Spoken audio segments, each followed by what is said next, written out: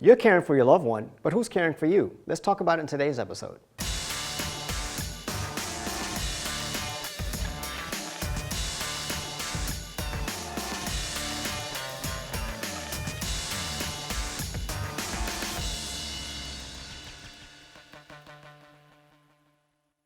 What I've found to be the case in most families is that at some point in time there's somebody in your home to be cared for. It could be the grandmom, it could be great uncle, it could be maybe a child with special needs. But at some point, each one of us will either be giving care or will need care. And it's a daunting task, and it also comes with a lot of stress, and it also comes with a lot of heartache. There are families in many communities who they try to handle it all on their own, which makes this challenge even greater for them because they're not aware oftentimes that there are services that are available. And then secondly, they are not aware of the things that need to be done because they're not professional caregivers, so they don't have access or the knowledge that they would get from a professional trained caregiver. So some of the people I've seen, which is basically really struck a nerve with me, was a 14-year-old girl whose mother was a diabetic and she was dying from the disease and she was wheelchair bound, and it was just a 14-year-old daughter, and she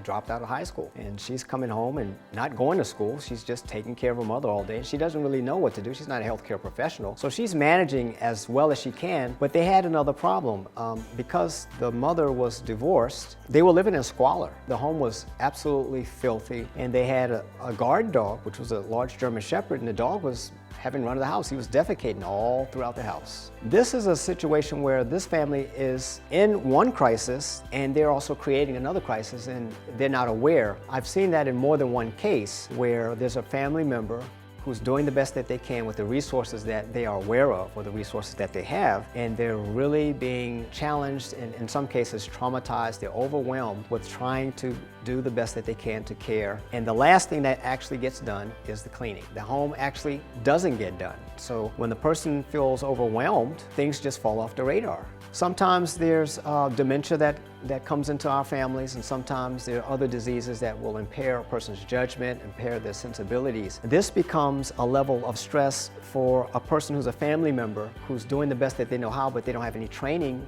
in those medical diseases. There's many aspects to dementia. It takes a person who's skilled and trained in those areas to even identify when it is that your loved one doesn't no longer recognize who you are and thinks that you're an intruder in their home and that you're handling them, you're touching them. So what doesn't happen in these environments is that the house doesn't get cleaned. These are types of things that will wear a family member who's providing care for a loved one. It will wear you out totally and completely to the point where now you're not thinking properly, you're making bad decisions because the stress is wearing out your ability to think clear. And the environmental hazards that accumulate are going to exacerbate the trauma that you're having, and more likely you're going to find yourself in the hospital needing care while you're trying to provide care. I tell people, well, if you get your house intensively cleaned, it doesn't have to be intensively cleaned every day. So these are some of the challenges that caregivers who are non-professionals are facing, but at the same time, when a caregiver who is a professional goes into a home, say for example you're a social worker, you don't have a track record of any of the activity that